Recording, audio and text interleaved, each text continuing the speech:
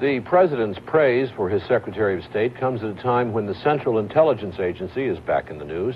Kissinger was the chairman of a committee which approved secret CIA operations in Chile, and there is some doubt whether this was properly reported to the Congress.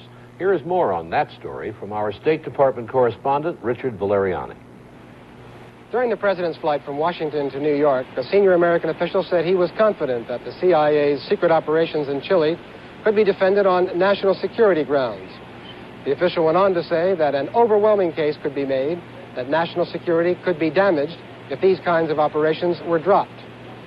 This was in direct contrast, however, to a public statement made last week by the director of the CIA, William Colby, who said that putting an end to covert operations would not have a major impact on the agency's current activities, nor on the current security of the United States.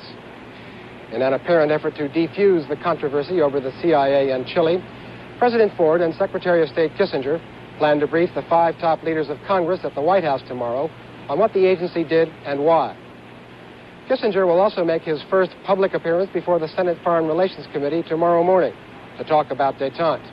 And the announcement beforehand about the White House briefing on Chile may serve as a way for him to avoid answering questions about Chile put by members of the committee. Richard Valeriani, NBC News at the United Nations. Mrs. Salvador Allende, whose husband died in his presidential palace during the 1973 Chilean coup, commented today on President Ford's endorsement of secret CIA help to Allende's opposition. She said these facts have long been established, but President Ford's admission jolted world opinion and made it clear to everybody what the United States did in Chile.